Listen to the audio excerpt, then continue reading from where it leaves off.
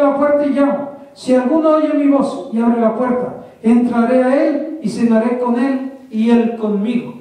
Al que venciere, le daré que se siente conmigo en mi trono, así como yo he vencido y me he sentado con mi Padre en su trono. El que tiene oído, oiga lo que el Espíritu dice a las iglesias. La señal de la iglesia de Laodicea. ¿Por qué la señal de la iglesia de Laodicea? Porque el mensaje que el Señor envió a la iglesia de Laodicea es el mensaje de la última época de la iglesia. Tal y como el Señor describe que era la condición espiritual y moral de la iglesia de Laodicea, así lamentablemente llegaría a ser la iglesia del Señor en el último tiempo. ¿Cómo era la iglesia de Laodicea? Le señalo 2 o 3 cosas solamente. Primero, le dice el verso 15 lo siguiente, léalo alguien. Yo conozco tus obras, que ni eres frío ni caliente. Ojalá fueses frío o caliente. Ok, yo conozco tus obras, ni eres frío ni caliente. ¿Cuál es la condición espiritual de la iglesia de Laodicea? Una iglesia tibia. Una iglesia que no tiene sabor, que no tiene color. Yo estaba ahorita hojeando los himnarios que tienen los hermanos ahí. Estaba a ver si en el himnario de ellos viene el himno que les enseñé del bautismo. Y entonces, de repente, ¿para qué lo busco? Estas iglesias ya no practican bautismos. Ya no tienen bautismos. ¿Por qué? Porque nadie se convierte. Y qué tremendo, ¿no? Si nadie se convierte, que la iglesia ya no está creciendo, que la iglesia ya no está evangelizando, que ya están contentos con ser los que son, y solamente están ahí vegetando. ¿Me entienden? Por eso es que una gran cantidad de templos aquí en Estados Unidos están llenando vacíos, porque ya no tienen gente. Entonces, esta es la iglesia tibia. Una iglesia cuya condición espiritual el Señor aborrece tremendamente, porque les dice, ojalá fueres frío o caliente, pero por cuanto eres tibio, te vomitaré de mi boca. El Señor aborrece a los tibios, a las iglesias tibias, aborrece a los creyentes tibios. Otra característica de la iglesia de Laodicea, veamos ahí el versículo 17, que lo quiero leer. Amén. Porque tú dices, yo soy rico y me he enriquecido, y de ninguna cosa tengo necesidad, y no sabes que tú eres un desventurado, miserable, pobre, ciego y desnudo. Otra característica de la iglesia de Laodicea, una iglesia materialista, que nada más se preocupa por vivir lo más cómodamente posible en el terreno económico, y que no le importa a los miembros de esta iglesia hacer algún sacrificio si este es necesario para seguir viviendo y acumulando bienes.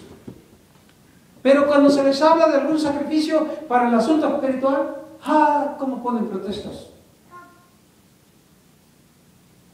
No dejan de ir, de faltar un día al trabajo, aunque esté nevando y lloviendo. Pero si está nevando y lloviendo, ¿por qué no vino al culto? Ay, es que estaba lloviendo. ¡Aleluya! ¡Aleluya! Iglesia materialista. Tú eres rico. Yo soy rico, no tengo nada. Mira, aquel que diezma. Yo ni diezmo y mira, vivo re bien. Mira qué carrazo traigo. Mira qué casa tengo. La iglesia materialista, la iglesia de Laodicea. Tremendo, ¿no? Ellos se creen ricos y que no tienen necesidad de nadie. Pero miren cómo lo da el Señor. Esto eres un desventurado. Un desventurado, una persona que no tiene ninguna gracia. Eres un miserable. Eres un pobre. Eres un ciego. Y de pilón estás desnudo. ¿Por qué? Porque tendrá muchos bienes materiales, tendrá una buena casa, tendrá muy buenos automóviles, pero le falta lo mejor, que es la riqueza espiritual. Aleluya. Por eso el Señor, cuando dijo la bienaventurada, dijo, bienaventurados los pobres de espíritu, porque de ellos es el reino de los cielos. Amén. ¿Para qué queremos bienes en exceso?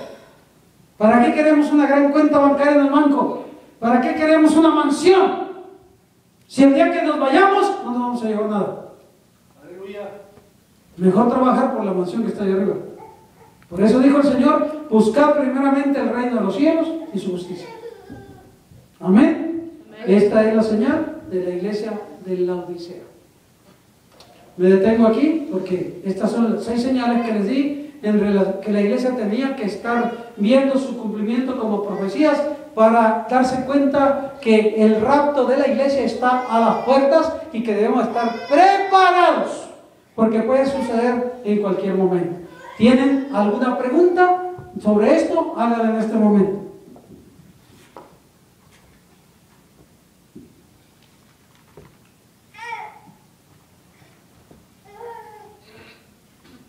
Yo pienso que más que preguntas, viendo bien y analizando lo que nos está predicando, estoy mirando, yo en lo personal estoy mirando que todo lo que se está hablando está aconteciendo alrededor del mundo, en México, aquí, y entonces pienso que, al menos para mi persona, que lo que me está hablando el Espíritu Santo a través de sus labios es de que es momento de enfocarse de lleno a lo que es las cosas de Dios y no seguir jugando. Nada más rectifico algo. Lo que está sucediendo, dice el hermano, y yo le puedo decir lo que ya sucedió. Ya Israel es una nación. La inmoralidad que estamos viendo en estos tiempos, como señal de los días de Noé y de los días de Sodoma y Gomorra, es una realidad. Los homosexuales y las lesbianas cada día están ganando más terreno, reclamando sus derechos. La violencia es un mal endémico de todas las naciones del mundo. Cuando oímos las noticias de México, califican a México como un país violento. No es nada más México. Todas las naciones del mundo tienen violencia. Esta nación tan civilizada tiene tremenda violencia y actos de violencia que, como lo he comentado, no se ven, gracias a Dios, todavía en México. La violencia en las escuelas y en las iglesias. Porque aquí hay mucha violencia en las iglesias. Muy seguido salen noticias de que hay locos que se meten a la iglesia y se han matado muchos creyentes en los mismos templos. Entonces, hermanos, la violencia es un mal endémico. Entonces, ahora muchas de las cosas son una realidad palpable, hermanos. La señal de la iglesia de la Odisea, como les estoy probando, las características espirituales negativas de muchas congregaciones, hermanos. Hay una gran cantidad, casi es más grande el número de congregaciones que están tibias, que están enfermas espiritualmente, que ellos creen que están sirviendo a Dios y agregando, cuando Jesús dice, guácala, los tibios no me gustan, los vomito de mi boca. Cuando sucede el rapto de la iglesia, hágase una imagen. ¿Cuántas congregaciones, cuántos creyentes se quedarán, aun cuando estén en el mismo templo, y se van a quedar aquí sentadotes porque no estaban preparados para el arrebatamiento de la iglesia? ¿Quiere usted que le suceda lo mismo? ¿Quiere usted también llevarse esa desagradable sorpresa?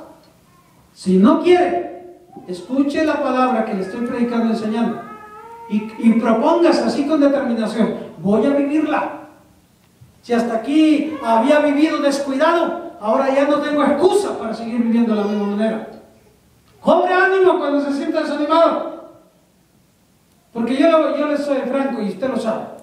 En el sentido de que si antes, hermanos, por falta de enseñanza, por falta de convicción o por lo que sea, usted vivía entre caídas y levantadas, vivía desanimándose, hermano, ahora ya no tiene, por el lado de la enseñanza de la palabra, no tiene excusa.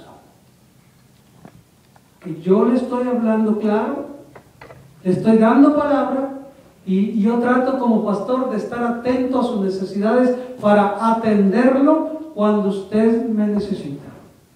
Así que, hermano, si el rapto de la iglesia llega a suceder en este tiempo que yo esté aquí de pastor y usted se queda, no me va a poder culpar a mí. ¿O sí?